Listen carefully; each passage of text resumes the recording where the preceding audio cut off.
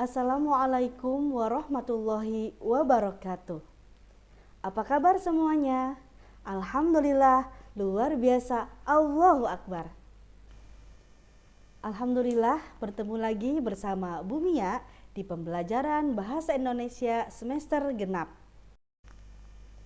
Di pembelajaran semester genap ini, kita masih melakukan pembelajaran jarak jauh.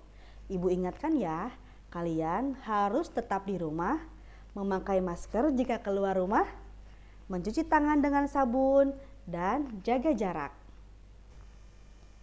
Untuk memulai pembelajaran hari ini, sebaiknya kita berdoa terlebih dahulu yuk. Berdoa dimulai.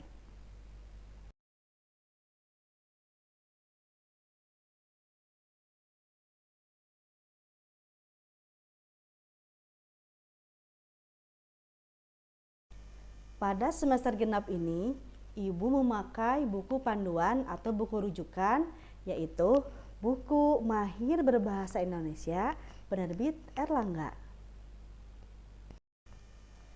Pada pertemuan kali ini, kita akan belajar tentang bagaimana mencari atau menemukan unsur-unsur dari buku fiksi dan buku non-fiksi. Tujuan pembelajaran kali ini, Ibu harapkan kalian mampu menemukan unsur-unsur dari buku fiksi dan buku non-fiksi. Sebelum ke materi, Ibu mau bertanya dulu nih, apakah kalian sering membaca buku? Buku apa sih yang kalian sering baca? Baik, Ibu harap kalian tahu ya mana buku fiksi dan mana buku non-fiksi. Nah, sekarang Ibu akan jelaskan apa sih perbedaan buku fiksi dan buku non-fiksi. Mari kita simak penjelasannya. Buku fiksi merupakan buku yang berisi cerita rekaan atau berasal dari imajinasi pengarang dan dapat juga terinspirasi dari kisah-kisah yang terjadi di sekitar kita. Namun, sudah dipersepsikan kembali oleh pengarang dengan menambahkan bumbu-bumbu dalam cerita tersebut. Berikut adalah contoh buku fiksi: cerpen, novel, cerbung atau cerita bersambung, dan lain-lain.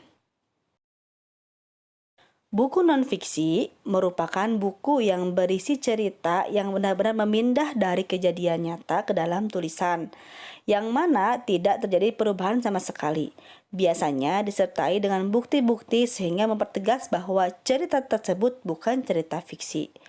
Cerita non-fiksi ditunjukkan untuk mendokumentasikan peristiwa atau menunjukkan hal-hal yang sifatnya ilmiah.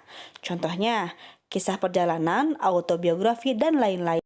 Selain cerita, non-fiksi memiliki bentuk lain yaitu karya-karya ilmiah, artikel, dan lain-lain. Setelah kalian mengetahui perbedaan antara buku fiksi dan buku non-fiksi, kalian harus bisa mencari informasi-informasi penting tentang buku tersebut. Bagaimana ya caranya? Caranya bisa menggunakan metode SQ3R. Apa sih metode SQ3R itu? Mari kita simak penjelasannya. Metode SQ3R merupakan singkatan dari survei, question, read, recall, dan review. Survei merupakan kegiatan melakukan pembacaan layap atau scanning dari buku yang akan kamu baca.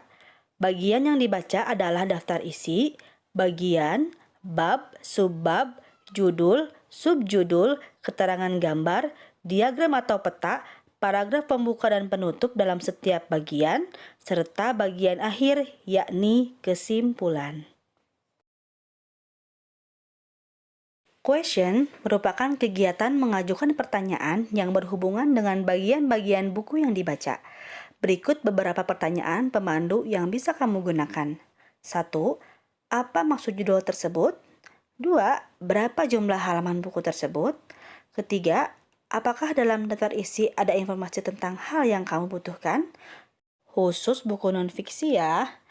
Dan yang terakhir adalah apa yang sudah kamu ketahui tentang isi buku tersebut.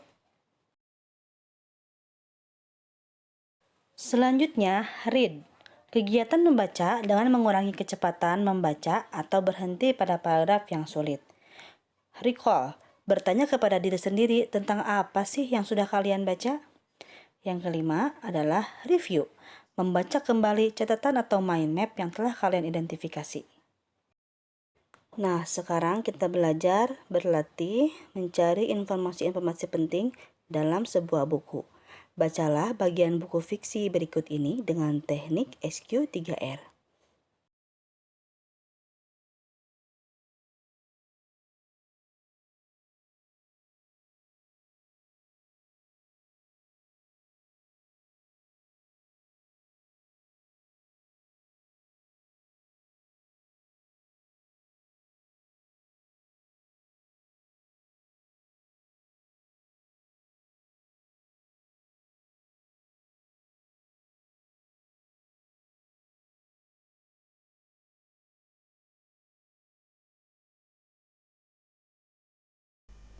Alhamdulillah, pembelajaran hari ini sudah selesai. Ibu harapkan kalian dapat memahami pembelajaran materi hari ini. Kita ucapkan hamdalah bersama-sama yuk. Alhamdulillahirabbil alamin. Sekian dari Ibu, mohon maaf jika banyak salah.